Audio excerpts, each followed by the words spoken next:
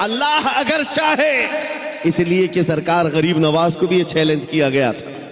آپ کو ایک پجاری نے کہا تھا، وہ آگ جلائے بیٹھا تھا، غریب نواز نے کہا کہ ذرا اس میں ہاتھ ڈال دو، جس کی عبادت کرتے ہو یہ تو تمہارا خدا ہے۔ اس نے کہا اس میں ہاتھ کیسے ڈالیں گے، یہ تو جلائے گی۔ کہا جس کی عبادت کرتے ہو وہ خود تم کو جلائے گی۔ کتنے سالوں سے عبادت کر رہے ہو؟ کہا میرے باپ دادا سب اسی کی عبادت کرتے آئے، ہم اس آگ کو بجھنے نہیں دیتے۔ کہا پھر ہاتھ ڈالو۔ اس پجاری نے کہا کیسی بیوقوفی کی باتیں ہیں، آگ کا کام ہے جلانا، یہ منطق کے ساتھ ہمارے ساتھ کھیل نہ کرو، ہمیں گمراہ نہ کرو، کیا تم ڈال سکتے ہو؟ سرکار غریب نواز نے کہا میں تو اس کی عبادت نہیں کرتا، لیکن جس کی پیدا کی ہوئی اس کی عبادت کرتا ہوں، آگ کا مالک اللہ ہے۔ تو اس نے کہا تو چلو ٹھیک ہے، تم ہی ڈال دو، تم ہی ڈال دو۔ سرکار غریب نواز نے ہاتھ نہیں ڈالا، بہت بڑی آگ لگی ہوئی تھی، بڑی آگ ہے جس کی پوجا ہو رہی تھی۔ اس پنڈت کی گود میں ایک چھوٹا سا بچہ تھا، سال بھر کا، 1.5 سال کا۔ اس کی گود سے بچے کو لے لیا اور آگ میں چلے گئے، اندر چلے گئے۔ اب یہ چیخ پکار کرنے لگا کہ یہ درویش آیا، خود بھی جل گیا، میرے بچے کو بھی لے گیا، اور اتنا ہلہ کیا کہ اندر سے وہ نظر نہیں آ رہے تھے۔ لوگ جمع ہونے لگ گئے، آس پاس کے سب جمع ہو گئے، اور سب کو یہ حیرت تھی کہ یہ جل کر راکھ ہو جائے، آگ کو بجھائیں گے تب یہ ملیں گے۔ کافی دیر ہو گئی، مجمع جب اکٹھا ہوا، کئی پجاری آئے، سرکار غریب نواز اپنا دامن جھاڑتے ہوئے آگ سے باہر تشریف لا رہے ہیں، بچہ بھی گود میں موجود ہے، صحیح سلامت ہے۔ اس نے چھین کر کے اپنے بچے کو لیا، جگہ جگہ پکڑ کر دیکھا، پیشانی بھی ٹھنڈی ہے، کپڑے بھی ٹھنڈے ہیں، کوئی گرمی کا اثر نہیں ہے۔ میرے عزیز و غریب نواز تو اللہ کے ولی ہیں، انہیں آگ نہیں جلائی۔ بات تو سمجھ میں آتی، بچہ پجاری کا تھا، یہ کیوں نہیں جلا؟ مفسرین کہتے ہیں، تاریخ دان کہتے ہیں، دیکھنا یہ ہے ہاتھ میں کس کے تھا بچہ۔ اسی لیے ہم کہتے ہیں خواجہ کا دامن، غوث کا دامن، ارے جہاں ہاتھ لگ جائے اس پر آگ نہیں لگتی۔ میں آپ سے یہ بات کر رہا ہوں، ہم سے بھی کہا گیا تھا یہ کیسی باتیں ہیں، بڑے بڑے دعوے ہیں۔ ہم نے یہی کہا ہمارا دعویٰ نہیں ہے، یہ رسول اللہ کی عزت کی بات ہے، یہ نبی پاک کی حرمت کی بات ہے۔ آؤ میں سیدنا خالد بن ولید کی بات کو مکمل کروں گا۔ زیادہ ہوتی ہے، جلدی خوف آتا ہے، کسی کا رعب چھا جاتا ہے، ایسے بیمار آدمی کے لیے علاج میں بتا رہا ہوں، وہ حضرت خالد بن ولید کا نام یاد کیا کریں، سیف اللہ المسلول کا نام یاد رکھے۔ وہ ایک سیف اللہ المسلول خالد ابن ولید رضی اللہ تعالیٰ عنہ، جانتے ہو 125 جنگوں میں شرکت کیا، ایک جنگ میں بھی شکست نہیں کھائی، اور ایک جنگ کا حال یہ تھا، کس چیز پر ہم سب کی توجہ ہونی چاہیے، وہ توجہ کر، میدان جنگ میں شریک ہے اور لڑتے لڑتے ان کا حال یہ تھا، وہ خود فرماتے ہیں ایک بالشت جگہ بھی میرے جسم میں ایسی نہیں ہے جہاں تیر نہ چباؤ، تلوار نہ لگی ہو، پورے جسم میں کوئی ایک جگہ بھی ایک بالش برابر باقی نہیں، ہر جگہ زخم تھے۔ لیکن ایک میدان میں کہتے ہیں کہ اچانک ان کے گردن پر تلوار آ گئی، سامنے کفار و مشرکین ہیں، بڑے بڑے پہلوان تلوار سونتے کھڑے تھے، آپ کا امامہ گر گیا، آپ کا امامہ گر گیا میدان جنگ میں۔ مجھے بتاؤ جان بچانا چاہیے کہ امامہ اٹھانا چاہیے؟ پہلی تو اپنی گردن بچائی جائے، اپنی جسم کو بچایا جائے، کیونکہ جان بچانا فرض ہے، جان بچانا فرض ہے۔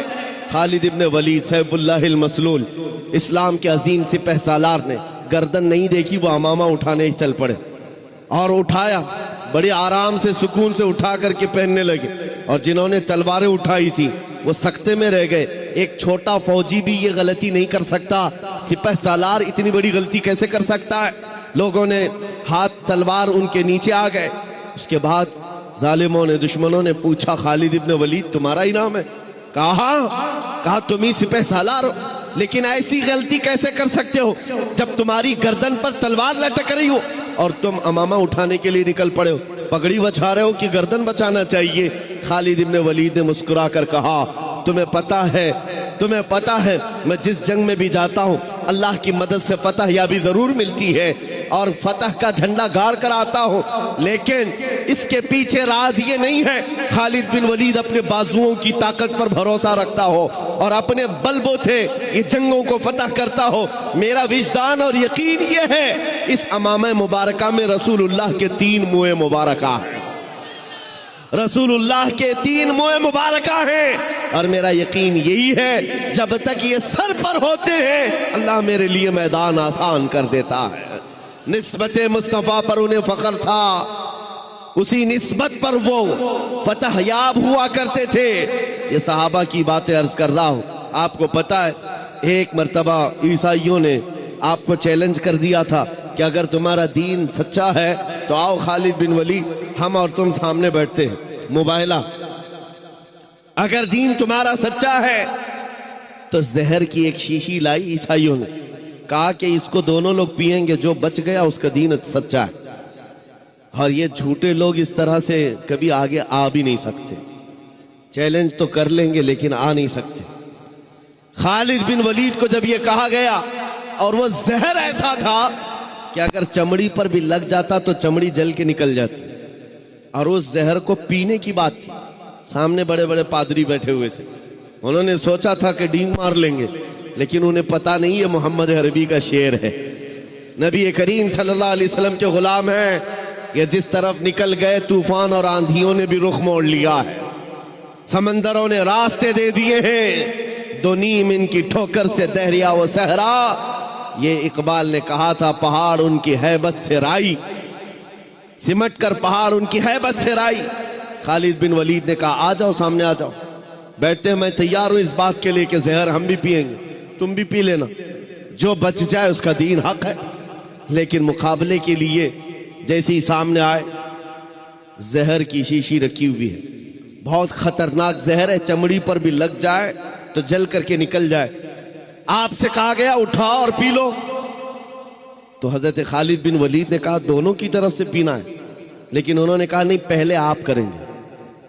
ہمیشہ باطل ڈرتا ہے اور اس کو شک ہی تو ہے، حق ہونے کا یقین نہیں ہے جتنا ایمان والے کو ہوتا ہے، ایمان والے کو ہوتا ہے۔ مجھے کچھ لوگوں نے کہا تھا آپ نے آگ میں کودنے کی بات کی ہے، گستاخ رسول کے خلاف۔ آگ کا کام ہے جلانا، تاثیر ہے، کیسے ہوگا؟ میں نے کہا یہ میں نے اپنی طاقت کے بل بوتے نہیں کہا، رسول اللہ کی عزت کے بل، مجھے اتنا یقین ہے۔ تکبیر، نعرہ رسالت، نعرہ رسالت، تحفظ نام رسالت، تحفظ ناموس رسالت۔ مجھے اتنا یقین ہے آگ کا کام ہے جلانا، وہ جلائے گی، ہر ایک کو جلائے گی، لیکن یہ بھی میرا عقیدہ ہے کہ جب تک رب کی منشا نہ ہوگی دنیا کی کوئی آگ اثر بھی نہ کر سکے، یہ بھی میرا ایمان ہے۔ اللہ اگر چاہے، اس لیے کہ سرکار غریب نواز کو بھی یہ چیلنج کیا گیا تھا۔ آپ کو ایک پجاری نے کہا تھا، وہ آگ جلائے بیٹھا تھا، غریب نواز نے کہا کہ ذرا اس میں ہاتھ ڈال دو، جس کی عبادت کرتے ہو یہ تو تمہارا خدا ہے۔ اس نے کہا اس میں ہاتھ کیسے ڈالیں گے، یہ تو جلائے گی۔ کہا جس کی عبادت کرتے ہو وہ خود تم کو جلائے گی۔ کتنے سالوں سے عبادت کر رہے ہو؟ کہا میرے باپ دادا سب اسی کی عبادت کرتے آئے، ہم اس آگ کو بجھنے نہیں دیتے۔ کہا پھر ہاتھ ڈالو۔ اس پجاری نے کہا کیسی بیوقوفی کی باتیں ہیں، آگ کا کام ہے جلانا، یہ منطق کے ساتھ ہمارے ساتھ کھیل نہ کرو، ہمیں گمراہ نہ کرو، کیا تم ڈال سکتے ہو؟ سرکار غریب نواز نے کہا میں تو اس کی عبادت نہیں کرتا، لیکن جس کی پیدا کی ہوئی اس کی عبادت کرتا ہوں، آگ کا مالک اللہ ہے۔ تو اس نے کہا تو چلو ٹھیک ہے، تم ہی ڈال دو، تم ہی ڈال دو۔ سرکار غریب نواز نے ہاتھ نہیں ڈالا، بہت بڑی آگ لگی ہوئی تھی، بڑی آگ ہے جس کی پوجا ہو رہی تھی۔ اس پنڈت کی گود میں ایک چھوٹا سا بچہ تھا، سال بھر کا، 1.5 سال کا، اس کی گود سے بچے کو لے لیا اور آگ میں چلے گئے، اندر چلے گئے۔ اب یہ چیخ پکار کرنے لگا کہ یہ درویش آیا، خود بھی جل گیا، میرے بچے کو بھی لے گیا، اور اتنا ہلہ کیا کہ اندر سے وہ نظر نہیں آ رہے تھے۔ لوگ جمع ہونے لگے، آس پاس کے سب جمع ہو گئے، اور سب کو یہ حیرت تھی کہ یہ جل کر راکھ ہو جائے، آگ کو بجھائیں گے تب یہ ملیں گے۔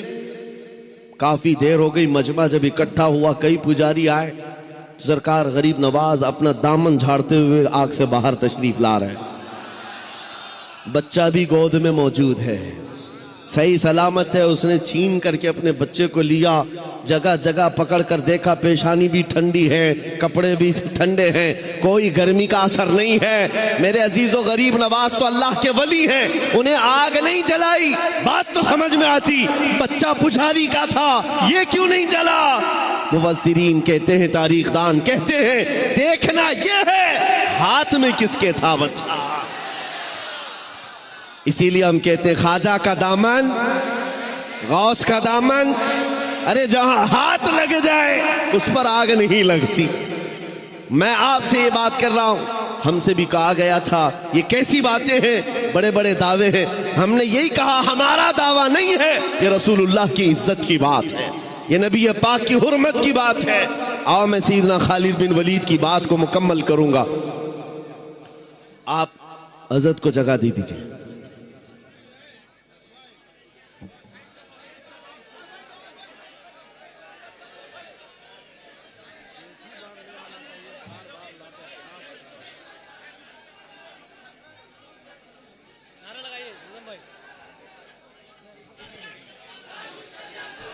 नारे तकबीर, नारे रिसालत, मसलके आला हजरत, मसलके आला हजरत, चश्मो चरागे ख़ानदाने आला हजरत, नबीर आला हजरत, नबीर आला हजरत, शहजादगाने कमरे मिल्लत, शहजादगाने हुजूर कमरे मिल्लत। नारे तकबीर, नारे रिसालत। जो जहाँ है वहीं बैठ जाइए हजरत। बहुत अच्छी गुफ्तगू हो रही है, हजरत बहुत मोहब्बत के साथ गुफ्तगू कर रहे हैं, आप हजरत समाअत फरमाएं।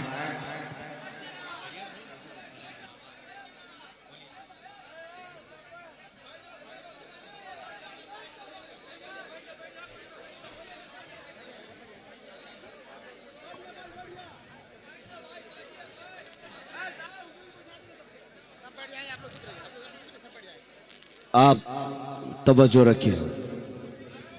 मुझे पता है कि ये जितने खामोश बिठाने वाले हैं वो खामोश बैठ जाएं। और ये मजमे में रोज देखता हूं और एक बात कहता भी हूं कि किसी भी मिलिट्री और फौज को तो कंट्रोल किया जा सकता है, दीवानों को कौन संभाल सकता है? दीवाना तो दीवाना है और बड़ा सोच समझ के दीवाना बना, तो इनकी कंट्रोलिंग किसी के हाथ में नहीं होती। हम खुद भी इसमें पिस के ही आते हैं, हर दिन हमारा हाथ जख्मी रहता ही है, हम मुसाफे से सिर्फ। तो ये बात हम जानते हैं कि दीवानों को कोई कंट्रोल नहीं कर सकता। और इमाम राजी ने कहा था, जो हुजूर की मोहब्बत में रहता है वो कभी पागल नहीं होता। उन्होंने फरमाया था कि जो नबी पाक की मोहब्बत में होता है उसका दिमागी तवाज़ुन ख़राब नहीं होता, वो दीवाना नहीं होता। लेकिन साथ में एक जुमला और भी कहा है, और अगर कभी दीवाना बन गया तो सिर्फ उनके लिए बनता है, सिर्फ उनके लिए बनता है।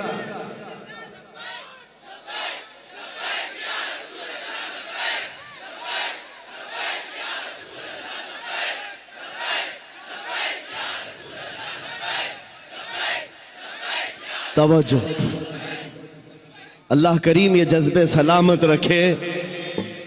सैयदना खालिद बिन वलीद रदी अल्लाह ताला अन्हु को जब ये चैलेंज हुआ, आप बैठ गए, जहर की शीशी उठाई।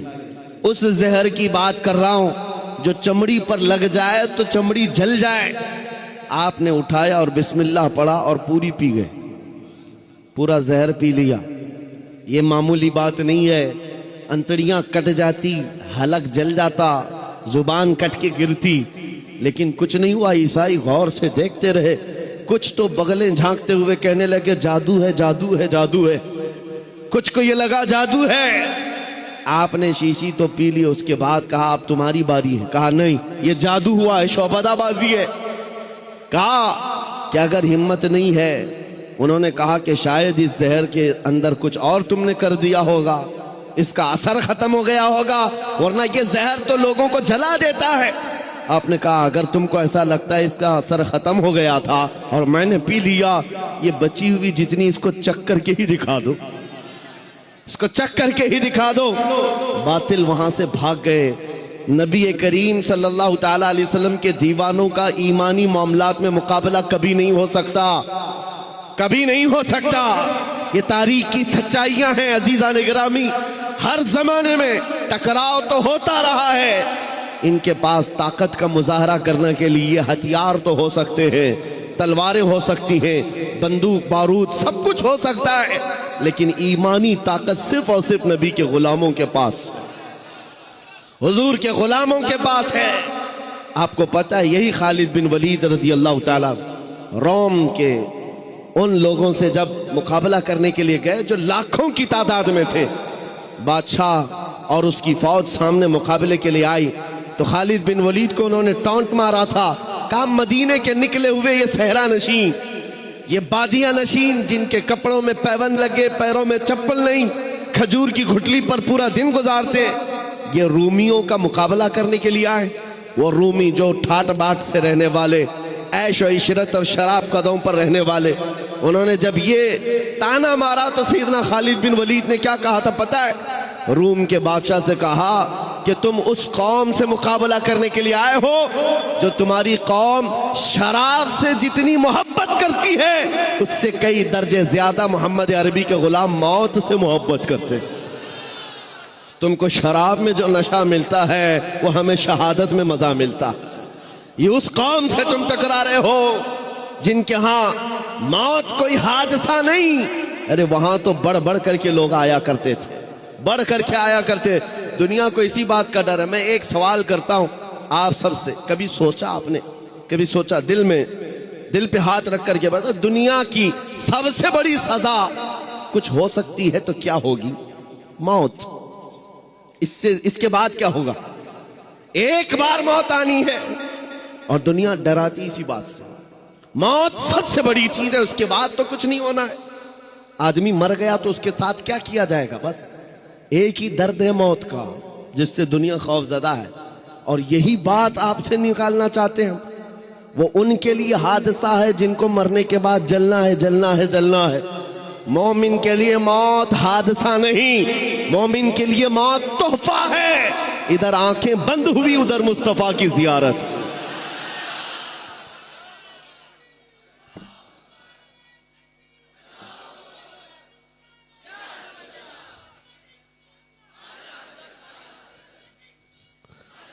نبی کریم صلی اللہ تعالیٰ علیہ وسلم کے غلاموں نے یہ جو استقامت دکھائی، ان کو یہ حقیقت معلوم تھی کہ عزت رسول اللہ کے قدموں میں ہے، عزت نبی پاک کے سے وابستگی میں ہے۔ قرآن نے سچ کہا ہے وَلِلَّهِ الْعِزَّةُ وَلِرَسُولِهِ، عزت اللہ کی ہے، عزت رسول کی۔ آج بھی ہم کھویا ہوا وقار، ہماری کھوئی ہوئی عزت واپس لے سکتے ہیں، بس نوجوانوں کے لیے شرط یہ ہے کہ نبی کے قدموں میں ڈھونڈو، عزت حضور کے قدموں میں ڈھونڈو، نسبت حضور پاک صلی اللہ علیہ وسلم کی ہو، اسی بات پر فخر کرو۔ تم اپنی دوسری چیزوں پر فخر کرنا چھوڑ دو کہ تمہارے پاس کتنا مال ہے، کتنی جائیداد ہے، عہدہ کیا ہے، منصب کیا ہے، خاندان کیا ہے، پراپرٹی کیا ہے، یہ گنوانا چھوڑ دو۔ فخر کرنے کی کوئی چیز ہے تو حضور کی غلامی پر فخر کرو۔ آپ کو پتا ہے وقت کا عبقری امام